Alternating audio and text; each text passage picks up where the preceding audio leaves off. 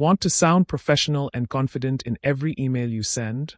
Join me, Sridhar, our top-tier virtual assistant, and Lavanya, the learner, as we uncover the secrets to writing clear, effective, and impactful emails. Hello and welcome back to Virtual Assistants for Dummies.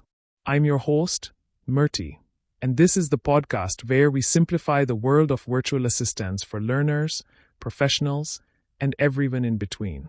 Today, we are tackling a topic that might seem basic but is absolutely critical for success in any professional environment: understanding email and professional communication. Joining me, as always, is Sridhar, our top-tier virtual assistant with years of experience. Thanks, Murti. Always a pleasure to be here. And Lavanya, our learner who's on a journey to mastering these skills. Hi, Murti. Hi, Sridhar. Super excited for today's topic. Emails are such a big part of my day, but I know there's a lot I can improve. You are not alone, Lavanya. Emails are the backbone of professional communication, yet many people overlook their importance. Sridhar, let's start with the big picture. Why are emails so essential for virtual assistants? That's a great question, Murti. Emails are often your first impression with clients or colleagues. Whether you're scheduling a meeting, sharing a report, or pitching an idea, the way you write your email can set the tone for how others perceive your professionalism, attention to detail, and communication skills. Absolutely. Lavanya, can you share a recent email challenge you've faced? Sure. Just last week, I had to follow up on a delayed payment. I wasn't sure how to sound polite but firm. I ended up rewriting the email 5 times, and I still felt unsure. That's a common dilemma. Sridhar, how would you approach a situation like that? Good example, Lavanya. In such cases, I'd recommend a balance of politeness and clarity. Here's a structure you can use. Start with a polite greeting, such as, "I hope this email finds you well." Briefly state the purpose, like, "I wanted to follow up on the payment for invoice number 123 which was due on date. Suggest an action, such as, "Could you kindly confirm when the payment will be processed?" End with a professional closing, like, "Looking forward to your response. Best regards, Lavanya." That's brilliant, Sridhar. It's polite, to the point, and leaves no room for ambiguity. Lavanya, how does that sound? That's so helpful.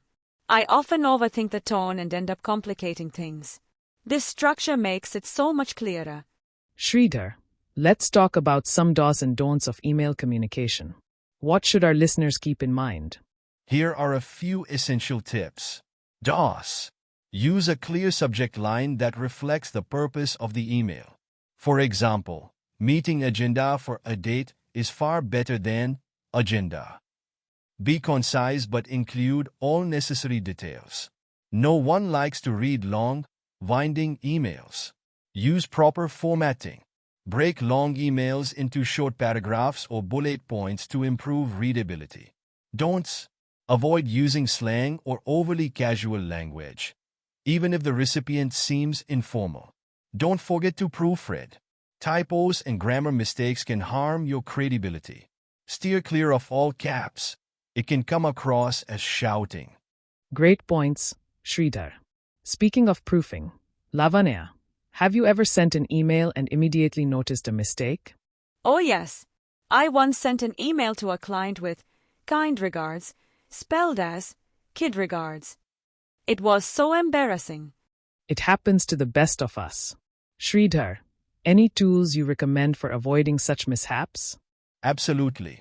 Tools like Grammarly can help with grammar, spelling, and even tone. For example, it can suggest if your email sounds too blunt or overly formal. Also, many email platforms, like Gmail, have an undo send feature, great for those oops moments. That's a lifesaver. Let's touch on tone. Sridhar, how do you decide whether to use a formal or casual tone? It depends on 2 factors: your relationship with the recipient and the email's purpose. If you're emailing a potential client or senior manager, err on the side of formality. For example, start with "Dear name" instead of "Hi name." For casual communications, like emailing teammates, a friendly "Hi name" works. Just remember to stay professional. No emojis or slang unless you're sure it's appropriate. Solid advice. Lavanya, any thoughts or questions on tone? I think tone is where I need the most practice. I sometimes worry about sounding too stiff or too casual. That's normal, Lavanya. Here's a tip. Read your email out loud before sending it. If it sounds natural but professional, you've nailed it. Fantastic tip, Sridhar. Let's wrap up with a quick challenge for our listeners. Can each of you share one email mistake you've made and what you learned from it? For me, it was not checking the recipient list. I once accidentally hit reply all and included irrelevant people in the conversation. Now, I double-check before sending. Mine was forgetting to attach a file I mentioned in the email. It taught me to add attachments before writing the email to avoid missing them. Great lessons.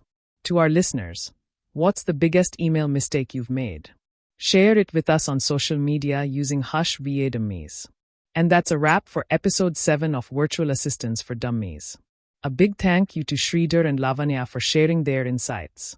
Always a pleasure, Murthy. Thank you. Learned so much today. We hope you did too.